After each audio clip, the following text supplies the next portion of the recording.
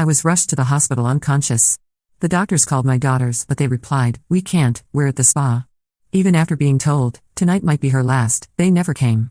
A week later, they finally showed up, but my bed was empty. On it lay only a single note. The moment they read it, the color drained from their faces. The lights above my hospital bed buzzed like dying insects. I know because I've been staring at them for 3 days straight, counting the flickers. 17 per minute. I've become an expert at meaningless statistics when you're dying and your daughters won't answer their phones. The cardiac monitor beside me beeps in steady rhythm, beep, beep, beep, a mechanical heartbeat that sounds more reliable than my actual one. Dr. Martinez told me yesterday that my heart is failing. Not dramatically, not like in the movies where you clutch your chest and collapse. Just failing. Like an old car engine that coughs and sputters until one day it doesn't turn over. Mrs. Chen, the nurse says, approaching with that careful hospital smile. Sarah, I think her name is. She's young, maybe 25, with kind eyes behind wire-rimmed glasses. We tried calling your daughters again. My throat feels like sandpaper. And? The voicemail for Emma says she's unavailable until next Wednesday. Something about a wellness retreat in Sedona. Sarah adjusts my IV drip, not meeting my eyes. Lily's phone went straight to voicemail too, but we got through to the spa where she's staying. They said they'd pass along the message. I close my eyes. Of course they're at spas. My daughters, the wellness warriors. Emma with her chakra realignment sessions and Lily with her crystal healing workshops. Both of them so busy finding themselves that they've forgotten where they came from. Did you? I have to stop, cough. My lungs feel full of cotton. Did you tell them what Dr. Martinez said? Sarah's pause tells me everything. We explained the severity of your condition, yes. The severity of your condition. Medical speak for, your mother is dying, and you might want to consider cutting your mud mask short. The afternoon sun slants through the window, casting long shadows across the sterile white sheets. I watch dust motes dance in the golden light and think about all the afternoons I spent waiting for Emma and Lily to come home from school, from college, from their lives. Always waiting. My phone buzzes on the bedside table. For a moment, my heart actually flutters. Maybe it's one of them, maybe they've realized. It's a text from my neighbor, Mrs. Patterson, watered your plants. Thinking of you, 2 hearts emoji, 67 years old, and my neighbor shows more concern than my own flesh and blood. Dr. Martinez appears in the doorway, clipboard in hand, that expression on his face that doctors practice in medical school. The one that says we need to have a serious conversation. Mrs. Chen, may I sit down? I gesture to the plastic chair beside my bed. Everything in hospitals is plastic, chairs, cups, smiles. Easy to clean, I suppose. I've reviewed your latest test results. He pulls off his glasses, cleans them methodically. Your heart function has decreased significantly since yesterday. We're looking at end-stage heart failure now. End stage. Like a theater production wrapping up its final act. How poetic. How long? I ask. It's difficult to say. Days, maybe a week. We can keep you comfortable, but. Such a small word to carry such enormous weight. Have your daughters been contacted again? I almost laugh. Almost. They're very busy people, doctor. Very important lives to live. He nods, pretending to understand, but I can see the confusion in his eyes. He probably goes home to his own family every night, kisses his kids goodnight, takes it all for granted. The way we all do, until we can't anymore. That evening, the hospital grows quiet except for the usual symphony of medical machinery. I listen to footsteps in the hallway, nurses with their soft-soled shoes, doctors with their confident strides, families visiting other patients with their urgent whispers and muffled sobs. None of those footsteps are coming for me. I think about Emma and Lily as children. Emma, 3 years older, always the responsible one. She'd hold Lily's hand crossing the street, help her with homework, braid her hair for school pictures. They were inseparable then, my 2 girls. Partners in crime and comfort. Lily was my wild child, all scraped knees and tangled curls, bringing home wounded birds and stray cats. She had this laugh, this incredible belly laugh that could fill an entire room with joy. She'd throw her head back and just let it rip, completely unself-conscious. When did they stop laughing like that? When did they become these polished, distant creatures who speak in therapy speak and schedule mother-daughter time like dental appointments? I know when. I know exactly when. It was after David died. My husband, their father. Gone at 58 from a heart attack while mowing the lawn on a Saturday morning. One minute he was complaining about dandelions, the next he was face down in the grass I'd nagged him to cut. The girls were 25 and 22 then. Old enough to understand death but young enough to be shattered by it. And I. God help me, I fell apart. Completely, spectacularly fell apart. For months, I couldn't get out of bed. Couldn't cook, couldn't clean, couldn't be the mother they needed me to be. Emma had to take charge, paying bills, organizing the funeral, making sure Lily ate something besides cereal and takeout. My responsible daughter became a mother at 25 because I abdicated my position. And Lily, my wild child, went quiet. She stopped laughing that beautiful laugh, stopped bringing home strays, stopped looking at me with anything resembling trust. She started therapy, started reading self-help books, started building walls I couldn't scale. They both did. When I finally clawed my way out of the grief hole, my daughters were gone. Physically there, but emotionally. Somewhere I couldn't reach. They'd learned to live without me, and apparently they'd learned the lesson too well. Mrs. Chen? Sarah appears at my bedside with a cup of water. Are you okay? Your heart rate spiked. I accept the water, even though it tastes like nothing and everything at the same time. I'm fine. Just remembering. That can be hard, she says gently. Hard. Another insufficient word. Sarah? Can I ask you something? Of course. Do you have children? She shakes her head. Not yet. Someday, maybe. When you do, love them fiercely, but teach them that love isn't a one-way street. Don't make my mistake. She looks puzzled, but nods. I'll remember that. The next morning brings visitors, just not the ones I want. Mrs. Patterson arrives with a small pot of African violets, for color, dear, and Father McKenna from St. Michael's stops by to offer last rites, just in case. I haven't been to Mass in 15 years, I tell him. God doesn't keep attendance records, he replies with a smile that actually reaches his eyes. I like this priest. He's young, maybe 40, with kind hands and a Chicago accent that reminds me of my mother. Would you like to talk about your family? He asks. Not really. Sometimes it helps. I consider this. What could it hurt? I'm dying anyway. I have 2 daughters who've forgotten I exist.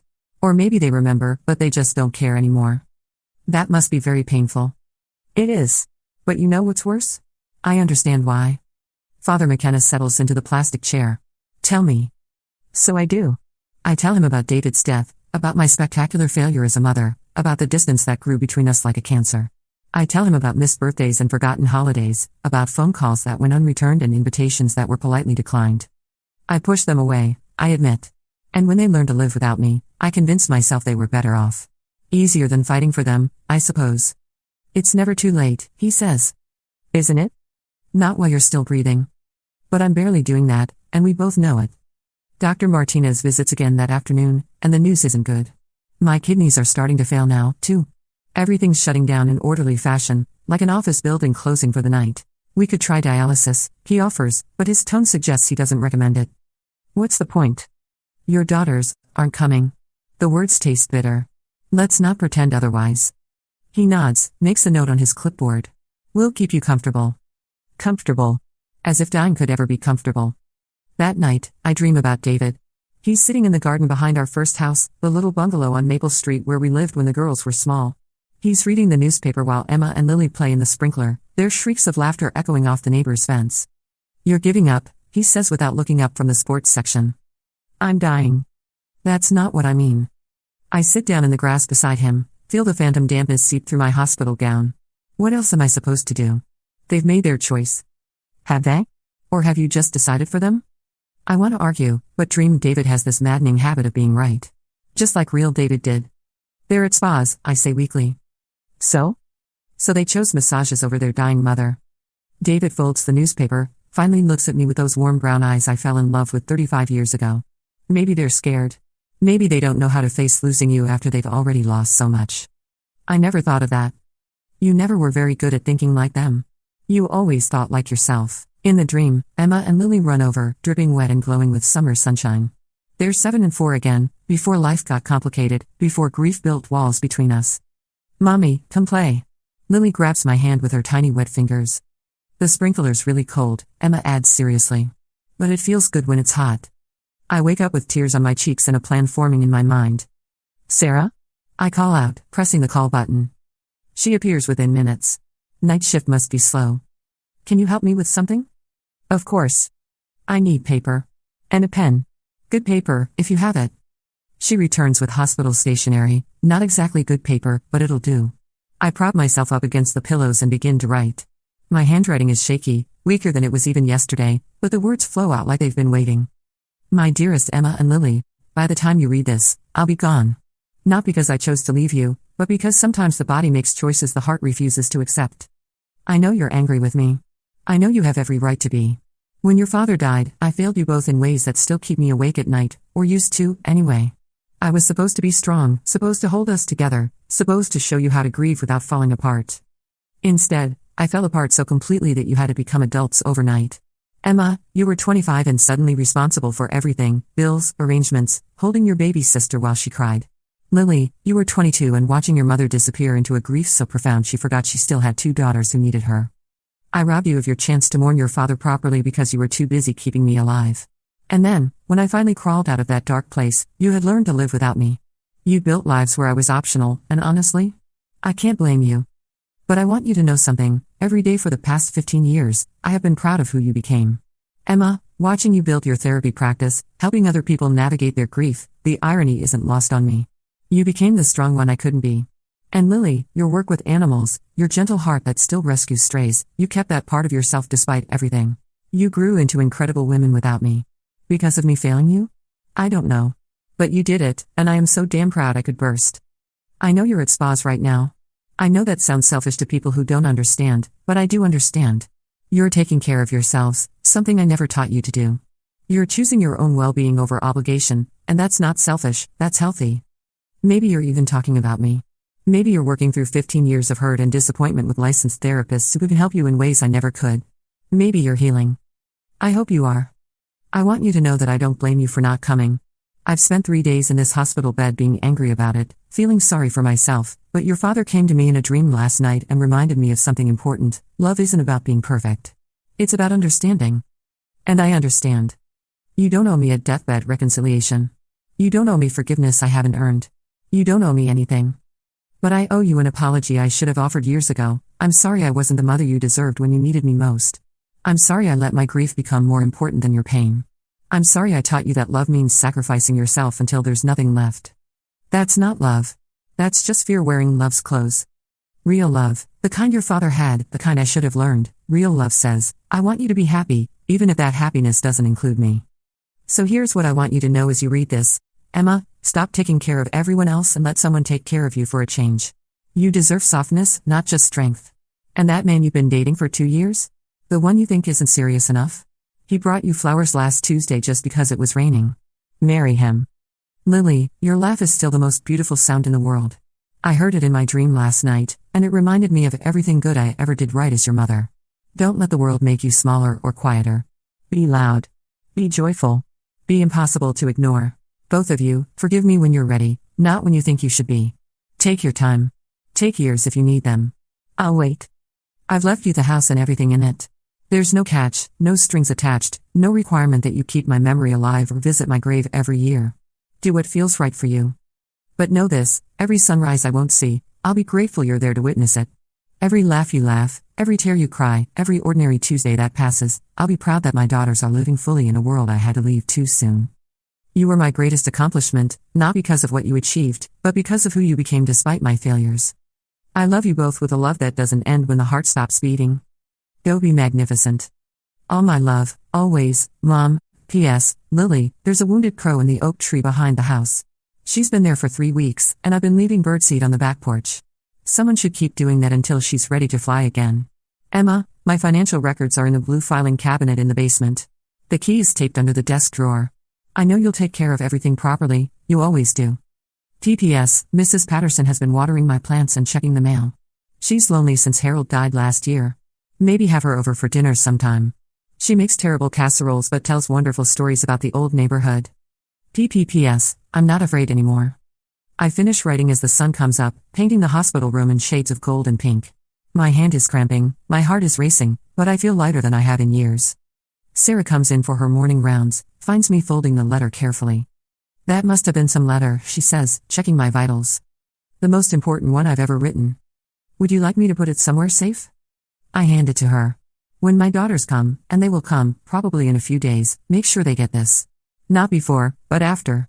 After they've seen the empty bed. She looks confused but nods. I'll make sure. Dr. Martinez visits an hour later. My numbers are dropping rapidly now, kidney function, oxygen levels, blood pressure. Everything winding down like an old clock. How long? I ask. Hours, maybe. I'm sorry. I'm not. I'm ready. The morning passes quietly. Father McKenna stops by again, offers to call my daughters one more time. Let them finish their retreat, I say. They'll be here soon enough. Mrs. Patterson arrives with lunch from the deli down the street, my favorite pastrami sandwich, even though I can barely eat anymore. You look peaceful, she observes. I feel peaceful. Finally. She stays until visiting hours end, holding my hand and telling me about the neighborhood gossip. Mr. Henderson's divorce, the new family that moved into the Johnson house, the city's plan to repave Maple Street. Ordinary things. Beautiful, ordinary things. As afternoon fades to evening, I drift in and out of consciousness. I dream of Emma's first steps, Lily's first word, which was kitty, naturally, family vacations to Lake Michigan where David taught them to skip stones and I taught them to build sandcastles. I dream of David again, standing at the foot of my hospital bed. Ready? He asks. Almost. I need to wait a little longer. He nods, understanding. They'll read your letter. I know. They'll forgive you. Maybe. Eventually. But that's not why I wrote it. No? I wrote it so they'd forgive themselves. David smiles, and I know I got something right, finally. The monitors around my bed begin to slow their urgent beeping. Sarah appears at my side, along with Dr. Martinez and another nurse I don't recognize. Mrs. Chen? Can you hear me? I can, but speaking feels like too much work now. I nod slightly. Is there anything you need? Anyone you want us to call? I shake my head. Everything I needed to say, I've said. Everyone I needed to tell, I've told. The beeping grows slower, more distant. I think about Emma and Lily, probably sitting by a pool right now, drinks with little umbrellas in hand, talking about chakras or crystals or whatever it is they talk about. I hope they're laughing. I hope they're healing. I hope when they read my letter, they'll understand that the greatest gift they can give me isn't forgiveness, it's the willingness to forgive themselves for being human, for being hurt, for protecting their hearts the only way they knew how. The sun sets outside my window, painting everything golden one last time. Somewhere in Arizona, my daughters are watching the same sunset, not knowing their mother is slipping away with the light. But that's okay. They'll grieve when they're ready. They'll come when they can. They'll read my letter and maybe, they'll remember that before I was a failure, I was their mother. And before they were disappointments, they were my greatest joy. The beeping stops. 1 week later, Emma and Lily arrive at the hospital together, rushing through the automatic doors with the frantic energy of people who've just realized they're too late. They've driven straight from Phoenix, taking turns behind the wheel, neither of them speaking much during the 10-hour journey. Emma's hair is still slightly damp from the resort shower, Lily's crystal necklace is jangling against her collarbone as they hurry toward the elevator. They look like their mother, the same dark eyes, the same stubborn jawline, the same way of holding their shoulders when they're bracing for bad news. The elevator ride to the 4th floor feels endless. Emma stares at the buttons, Lily counts her breaths the way her meditation instructor taught her. Both of them thinking about the last conversation they had with their mother, trying to remember when exactly the distance between them became a canyon too wide to cross. Sarah is waiting for them at the nurse's station.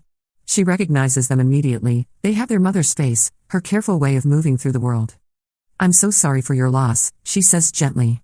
Your mother passed peacefully 2 days ago. Emma's composure cracks first. She's been the strong one for so long that breaking feels foreign, like speaking a language she's forgotten. Lily reaches for her sister's hand, and for a moment they're children again, Emma the protector, Lily the wild heart, both of them learning that the world is less safe than they believed. We came as soon as we got the message, Lily says, her voice small. We were on a retreat. No cell phones, no internet. We had no idea she was. She knew, Sarah assures them. She understood. They follow her down the hallway to what was their mother's room. Room 427. The bed is stripped, clean sheets folded at the foot, but something waits on the pillow. A single envelope, their names written in their mother's careful handwriting. Emma picks it up with trembling fingers. She left this for us? She wrote it the night before she died, Sarah explains. Made me promise to give it to you after you saw the empty bed. She said it was important that you see that first. Lily sinks into the plastic chair beside the bed, the same chair where Father McKenna sat, where Mrs. Patterson held vigil, where their mother spent her final days waiting for daughters who never came. She died alone, Emma whispers, the words cutting through the sterile air like broken glass. No, Sarah says firmly. She wasn't alone. Mrs. Patterson was here, and Father McKenna, and all of us. But more than that, she wasn't lonely. Not at the end. She seemed at peace. Like she'd made her peace with everything. Emma opens the envelope with careful fingers, unfolds the hospital stationery covered in their mother's increasingly shaky handwriting. Both daughters lean in to read together, the way they used to share books as children. The letter is long, 3 pages of words that cut straight to the bone. Words of apology and understanding, of love without conditions, of a mother finally seeing her daughters clearly instead of through the lens of her own guilt and grief. By the time they finish reading, both women are crying, Emma silently, the tears tracking down her cheeks like rain on windows, Lily with great gasping sobs that sound like her childhood laugh in reverse. She knew, Lily manages through the tears. She knew why we weren't here, and she wasn't angry. Emma reads the postscript about the wounded crow, and something inside her chest cracks open. Her mother, even dying, thinking about broken things that needed care. We have to go to the house, she says. They drive in Emma's rental car to the familiar bungalow on Maple Street, neither of them having been back for more than 2 years. The key is where it always was, under the ceramic frog by the front door, a hiding spot so obvious it shouldn't work but somehow always did. Inside, everything is exactly as they remember and completely different. Smaller than their childhood memories suggested, but filled with evidence of their mother's quiet life. Books stacked on every surface, reading glasses left on top of the morning crossword, a cup of tea gone cold on the kitchen counter. Pictures everywhere, school photos and graduation portraits, Emma's wedding to the husband she divorced 5 years ago, Lily's college art projects that weren't very good but were hung with pride anyway. A whole wall devoted to their accomplishments, real and imagined. In the backyard, they find the wounded crow in the oak tree, just as their mother described. She's magnificent and broken, one wing hanging at an odd angle, her dark eyes watchful and wary. Hey, beautiful girl, Lily says softly, scattering birdseed on the back porch exactly as their mother must have done. We're going to take care of you now. Emma watches her sister work, remembering suddenly how Lily used to rescue everything, baby birds fallen from nests, stray cats, other kids who were being bullied at school. Their mother had encouraged this, had helped turn their garage into a temporary animal hospital more times than Emma could count. When had Lily stopped bringing home strays? When had Emma stopped expecting her to? They spend the evening going through their mother's things, reading her journals, discovering the depth of her regret and the breadth of her love. There are letters she wrote but never sent, birthday cards bought but never given, a whole drawer full of newspaper clippings about their achievements that she must have collected from the internet. She was so proud of us, Emma says, holding up an article about Lily's animal rescue work that their mother had printed and framed. Even when we gave her nothing to be proud of. That's not true. Lily's voice is stronger now, more like her old self. We gave her us. We became who we are. That's not nothing. Emma finds their mother's financial records in the blue filing cabinet, exactly where the letter said they'd be. Everything organized, labeled, prepared. Even in death, their mother was making things easier for Emma, the daughter who always had to fix everything. But there's more. A savings account neither of them knew about, with their names listed as beneficiaries. The balance is substantial, decades of careful saving, money their mother could have spent on herself but hoarded instead for daughters who rarely called. Why didn't she ever tell us she had this? Emma asks. Because she knew we'd tell her to spend it on herself, Lily replies. And she knew we'd be right. They sleep in their old rooms that night, Emma in her single bed with the horse-themed wallpaper she'd been embarrassed by at 16, Lily surrounded by the fantasy novels and art supplies their mother never packed away. In the morning, they sit at the kitchen table where they used to eat cereal before school, where their mother taught them to play cards and help them with homework and listen to their problems with a kind of patience they didn't appreciate until it was gone. We have to forgive ourselves, Emma says finally. That's what she wanted, wasn't it? That's why she wrote the letter. I don't know how. Maybe we start small. Maybe we feed the crow until her wing heals. Maybe we have Mrs. Patterson over for dinner and listen to her terrible stories. Maybe we try to remember how to be daughters instead of just survivors. Lily nods, fresh tears starting. I want to try. I want to be the person she thought we could be. We already are, Emma realizes. We just forgot for a while. They spend the next week in their mother's house, sorting through 40 years of memories, learning to see their childhood through the lens of perspective instead of pain. They remember birthday parties and bedtime stories, family vacations and ordinary Tuesday afternoons that felt magical just because they were together. They remember their mother before grief broke her, and they forgive her for being human enough to shatter when the most important person in her world suddenly disappeared. The wounded crow heals slowly, accepting their care with the same wariness their mother must have felt accepting help from anyone. But she does heal, and one morning they wake to find her gone, not dead but flying, her shadow passing across the kitchen window like a benediction. She's okay, Lily says, watching the crow disappear into the morning sky. Yeah, Emma agrees. She is. They scatter their mother's ashes in the garden where she grew tomatoes and roses with equal devotion, where David taught them to recognize constellations and their mother taught them to believe in magic. The wind carries the ashes up into the oak tree, into the roses, into the soil that will bloom with new life come spring. Standing there in the backyard of their childhood, holding hands for the first time in years, they finally understand what their mother's letter was really telling them. Love doesn't end when the heart stops beating. It transforms, becomes something bigger than the person who first carried it. Emma and Lily are different now, not healed, exactly, but healing. They've learned that forgiveness isn't a destination but a practice, something you choose again and again until it becomes as natural as breathing. They'll return to their lives, their careers, their separate cities. But they'll call each other now, and mean it when they say I love you at the end of every conversation. They'll visit the house on Maple Street and tend their mother's garden and remember that they are living proof that love persists, even when everything else falls apart. And sometimes, when the light hits the oak tree just right, they'll see a crow perched on the highest branch, her dark wings spread wide against the sky, looking for all the world like she's learning to fly all over again. Just like them. 6 months later, the funeral home smells like lilies and regret. Emma adjusts her black dress for the 100th time, wondering why she chose something so uncomfortable for such an important day. Beside her, Lily fidgets with her mother's pearl necklace, the one they found in the jewelry box neither of them had opened in years. Are you sure about this? Emma whispers as more people file into the small chapel. No, Lily admits. But Mom would have wanted it. They'd waited 6 months to hold a proper memorial service. Not because they weren't ready, though they weren't, but because they wanted to do it right.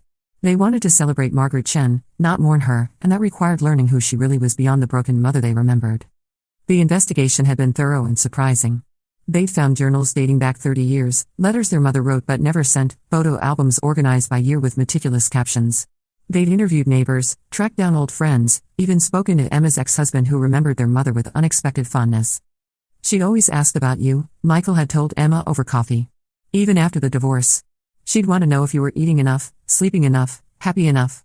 She never stopped being your mother, even when you stopped letting her be one. The picture that emerged was of a woman who'd lived quietly but deeply, who'd found meaning in small acts of kindness after losing the ability to perform grand gestures of love. She'd volunteered at the animal shelter where Lily now worked full-time. She'd donated anonymously to the community center where Emma ran grief counseling groups. She'd been present in their lives even when they wouldn't let her be present. Father McKenna approaches the podium, and the murmur of conversation dies down. Emma counts the people in attendance, 47. More than she expected, fewer than their mother deserved. Mrs. Patterson sits in the front row, clutching a tissue and wearing a hat that looks like it survived several decades of church services. Behind her, the staff from St. Mary's Hospital, Sarah, Dr. Martinez, even the janitor who'd apparently known their mother by name. Volunteers from the animal shelter cluster near the back, along with neighbors from Maple Street and a handful of people Emma and Lily don't recognize but who clearly knew their mother well enough to grieve her. We gather today not to say goodbye to Margaret Chen, Father McKenna begins, but to say thank you. Thank you for the ways she touched our lives, often without us even knowing. Emma's throat tightens. 6 months ago, she would have scoffed at this sentiment. Her mother, touching lives? The same woman who couldn't answer a phone call without making it feel like an obligation? But they'd learned things. So many things. Like how their mother had quietly paid the veterinary bills for Mrs. Patterson's cat when Harold died and money was tight. How she'd driven elderly neighbors to doctor's appointments without being asked, never mentioning it to anyone. How she'd left casseroles on doorsteps when families were struggling, always with a note that said from a friend instead of signing her name. Margaret was a woman who understood that love isn't always loud, Father McKenna continues. Sometimes love is patient. Sometimes love is quiet. Sometimes love means stepping back so the people you care about can learn to fly. Lily reaches for Emma's hand, squeezes tight. They've been doing that a lot lately, reaching for each other. Learning to be sisters again instead of just survivors of the same childhood. The service is beautiful and heartbreaking and exactly what their mother would have wanted, simple, genuine, focused on connection rather than ceremony. People share memories that surprise Emma and Lily, stories of kindness they never knew about, evidence of a life lived with more intention than they'd given their mother credit for. Dr. Martinez talks about how their mother never complained, never asked for special treatment, how she worried more about being a burden to the staff than about her own comfort. Sarah shares how their mother had asked her about nursing school, had encouraged her to pursue her dreams even while lying in a hospital bed dying. She told me that the best thing about getting old was watching young people discover their own strength, Sarah says, her voice breaking slightly. She said it was like watching flowers bloom and fast forward. Emma thinks about her mother's letter, about the line that had haunted her for months, "You grew into incredible women without me." Not despite her failures, but somehow beyond them. As if love could transcend its own limitations. When it's time for family to speak, Emma and Lily walk to the podium together. They've planned this, rehearsed it, but standing in front of all these people who loved their mother in ways they're only beginning to understand, the words feel inadequate. Our mother was complicated, Emma begins, her voice steadier than she expected. She was human in all the messy, imperfect ways that humans are. She made mistakes, big ones. She hurt us, sometimes without meaning to, sometimes because she was drowning in her own pain. The crowd is silent, attentive. Emma can see Mrs. Patterson dabbing at her eyes, can feel Lily's presence beside her like an anchor. But she also loved us in ways we didn't recognize at the time. She loved us enough to let us be angry with her. She loved us enough to let us leave when staying felt like too much. She loved us enough to forgive us for being too scared to come home. Lily steps closer to the microphone. We thought love had to look a certain way, phone calls returned immediately, visits scheduled regularly, forgiveness given instantly. We thought love was supposed to be easy. Her voice catches, and Emma puts a steadying hand on her shoulder. Our mother taught us, finally, that real love is complicated. It's patient. It survives misunderstanding and absence and even years of silence. It doesn't demand anything except the hope that someday, when you're ready, you'll remember that you're loved. They return to their seats, and Father McKenna offers a final prayer. But Emma isn't listening to the words. She's thinking about the conversation she had with their mother's therapist 3 months ago. Dr. Rachel Morrison had been their mother's counselor for the past 5 years, something else Emma and Lily hadn't known. Their mother had been working on herself, trying to understand her own patterns, trying to figure out how to love her daughters without suffocating them. She talked about you both constantly, Dr. Morrison had told them. She was so proud, but also so worried that her pride felt like pressure to you. She wanted to call, but she was afraid you'd feel obligated to answer. She wanted to visit, but she didn't want to impose. She was trying to find a way to be present in your lives without being intrusive. It was an impossible balance, and their mother had spent years walking that tightrope, trying to love them in a way they could accept. Now, as people file out of the chapel, Emma and Lily receive condolences from strangers who feel like family. Mrs. Patterson hugs them both, smells like lavender and old memories. Your mother was so proud of you girls, she whispers fiercely. So proud. She'd show me pictures from your websites, articles about your work. She knew you were changing the world, each in your own way. After everyone leaves, Emma and Lily sit alone in the empty chapel. The flowers, lilies for Lily, roses for Emma, baby's breath because their mother had always said it reminded her of hope, fill the air with sweetness and memory. I keep expecting her to call, Lily admits. Stupid, right? She's been gone for 6 months, but I still reach for my phone when it rings, thinking maybe. It's not stupid. Emma studies the stained glass windows, the way afternoon light transforms the colors into something magical. I dreamed about her last night. She was sitting in the kitchen, drinking tea and working on that crossword puzzle. She looked up at me and said, "You are doing better than you think you are." Was she right? Emma considers this. 6 months ago, she would have said no automatically. She would have catalogued all her failures, all the ways she was still broken, still struggling, still falling short of some impossible standard. But now she thinks about the grief counseling group she's expanded, how many people she's helped navigate loss. She thinks about Michael, her ex-husband, and how they become friends again, real friends, not just polite acquaintances. She thinks about the man she's been dating, the one from her mother's letter, and how she finally told him she loved him last month. Yeah, she says finally. I think she was. They drive back to the house on Maple Street, the house they've decided to keep. Not to live in, Emma has her life in Chicago, Lily has hers in Portland, but as a place to return to. A home base. A reminder of where they came from and how far they've traveled. The house feels different now, lighter somehow. They've cleared out most of their mother's things, donated her clothes to the shelter, given her books to the library. But they've kept the important stuff, photo albums and jewelry, handwritten recipes and the ceramic frog that still hides the spare key. Emma makes tea while Lily checks on the garden. They've hired a service to maintain it, but Lily can't resist pulling weeds and deadheading roses when she visits. She has their mother's hands, Emma realizes, gentle with growing things, patient with creatures that need tending. The tomatoes are coming in beautifully, Lily calls from the back door. Mom would be thrilled. Emma brings 2 cups of tea to the back porch, settles beside her sister on the swing their father built 30 years ago. The wood is weathered now, the chain's creaky, but it still holds their combined weight. I've been thinking about something, Emma says, watching the shadows lengthen across the yard. What? Mom's letter. The part about Dad coming to her in a dream, telling her we were scared of losing her after we'd already lost so much. Lily nods. I've been thinking about that too. He was right, wasn't he? We weren't angry because we didn't love her. We were angry because we loved her too much, and losing Dad taught us that the people you love can disappear without warning. So we disappeared first. Exactly. Emma sips her tea, tastes the jasmine their mother always preferred. We thought if we kept our distance, it would hurt less when she died. Did it? Emma considers this honestly. No. It hurt exactly the same. But we also missed 15 years of loving her while she was alive. They sit in comfortable silence, watching the sun set behind the oak tree where they scattered their mother's ashes. Somewhere in the branches, Emma can hear birds settling in for the night, not the crow, who's long since returned to her life in the wild, but other creatures finding safety in the shelter of leaves. I want to tell you something, Lily says suddenly. Okay. I went to see Dr. Morrison, Mom's therapist. I've been going for 3 months now. Emma turns to look at her sister, surprised. How come you didn't tell me? Because I needed to figure some things out first. About Mom, about us, about why I spent so many years being angry. Lily sets down her tea, pulls her knees up to her chest the way she used to as a child. I learned something important. What? I wasn't just angry about Dad dying, or about Mom falling apart afterward.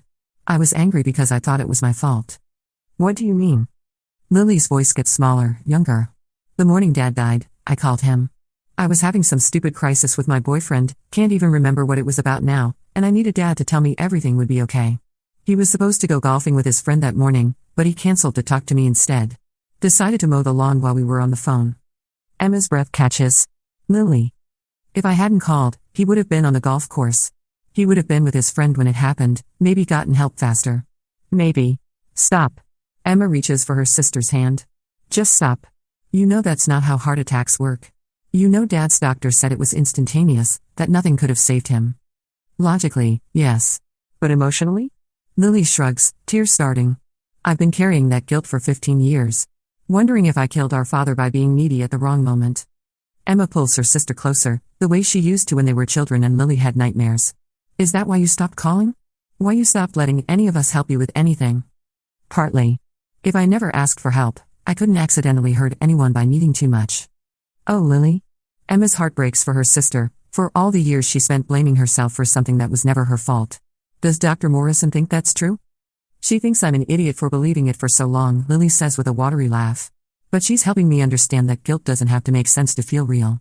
They hold each other on the porch swing, two middle-aged women learning to be children again, learning to accept comfort they've denied themselves for decades. We're quite a pair, aren't we? Emma murmurs. Both of us so scared of being hurt that we hurt ourselves instead. Mom knew, Lily says. Somehow she knew exactly what we were doing and why. That letter. It was like she could see straight through all our defenses. Emma thinks about this, about the mother she's been getting to know through journals and memories and conversations with people who loved her without reservation. The woman who emerges from these discoveries is complex, flawed, but also wise in ways Emma is only beginning to appreciate. She had 15 years to figure us out, Emma says finally. 15 years of watching us from a distance, trying to understand why her daughters couldn't come home. Do you think she forgave us? I think she forgave us before we even knew we needed forgiving. The stars are coming out now, the same constellations their father taught them to recognize in this same backyard. Emma finds Cassiopeia, Lily points out the Big Dipper. Their father's voice echoes across the years, look for the stories in the sky, girls. Every star has something to tell you. What would the stars tell them about their mother? What would they say about love that endures despite misunderstanding, forgiveness that comes without being asked for, grace that exists in the space between what we deserve and what we receive? I want to do something, Emma says suddenly. What? I want to start a support group. For adult children who've lost touch with their parents. People like us, who let fear drive them away from the people they love most. Lily considers this. You think there are others? I know there are.